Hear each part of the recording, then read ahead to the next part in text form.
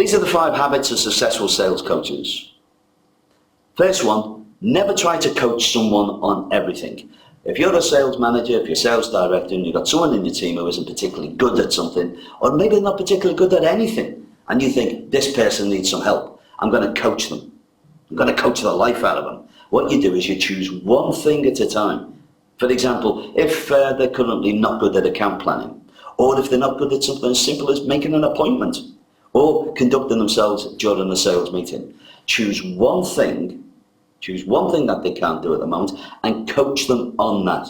So the first one is never try to coach someone on everything straight away. You're not going to bake the pie completely. Number 2, always give them your complete attention during the activity. Now, this sounds like a no-brainer, and some of these 5 they're just dead straightforward. If you're going to coach someone, make sure that they believe that you are the supreme part of your attention at the moment, that you will give them everything they need straight off now. Get in a private room. If you've got a private office of your own, bring them into your office, close the door, tell everyone that you're not to be disturbed. Make sure both of you turn your phones off. Don't have your laptops open, and don't be looking at emails. No matter how important they are, if you think that you need more time, well fine, schedule another meeting. But when you have a coaching session, the other party gets your complete, unadulterated attention. It's number 2. Number 3. There's a very well-known phrase about management techniques, and it says, always praise in public and censure in private. None more so than when you're coaching. All right? You're going to have a lot of opportunities when you're coaching people to be in public. You're going to be in bigger meetings, you're going to be with clients, maybe suppliers, or you're going to be with your colleagues or their colleagues. They will screw up. Everyone does. In fact, as a coach, you should be looking for people to make mistakes so that you can help them first to identify what the mistake was, how they arrived at it, and what you believe in the relationship between the two of you would be a nice way of resolving the situation. In other words, how could they avoid making it again? Or if they find themselves in that position, how should they conduct themselves?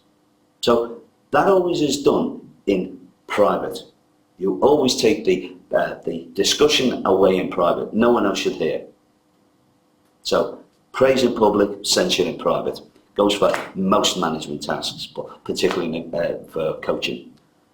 Number 4, always ensure that the discussions you have with your coachee are in confidence, and that they know that they are in confidence between you and them. Now, you might be in a big organisation and you may say, well, HR needs to know. Yeah, they do. They need to know that the coaching process is in place, that there are activities in place, that objectives we're working towards, but the other party, the coachee, needs to know that whatever is said between you doesn't go anywhere else. So if you have to send any discussion documents back, don't copy anyone else in on the email. Don't have side discussions with people about how well the coachee is progressing.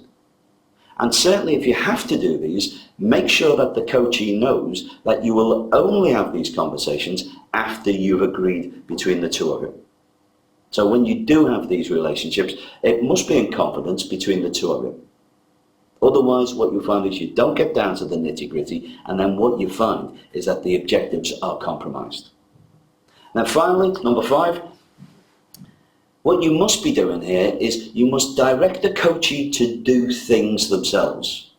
So they shouldn't be doing things in parallel with you. You shouldn't be doing things for them and then letting them watch you and then do it themselves. The first thing is, if you've got an objective in mind, they do it first. Gives you an opportunity to review how well they're doing already and what mistakes they've made. We then go back to censuring in private. What you do is also as well, you critique afterwards. Now this takes guts, particularly for most sales managers and sales directors. If you go out on a sales call, watching someone make a mistake in a sales call is horrible. It's like watching a car crash. You feel as though you want to jump in and help them. But the problem then is that you will be seen to be taking control both by the customer and by the coachee. And at that point, the coachee will breathe a sigh of relief and sit back and watch you. That's not coaching. What you need is you need to allow them to make the mistakes if appropriate or if necessary, and then you review it afterwards with ideas of how that could be avoided and what we can do to resolve situations if they occur in the future. So they're the 5 things. Never try to coach someone on everything. Always give them your complete attention. Praise in public, censure in private. Ensure that the discussions are known and believed to be in confidence between the two of you. And finally, let the coachee do it. Otherwise, what you're going to be doing is you're going to be giving them a fish rather than teaching them to fish. Give them a fish, you feed them today. Teach them to fish, you feed them for life.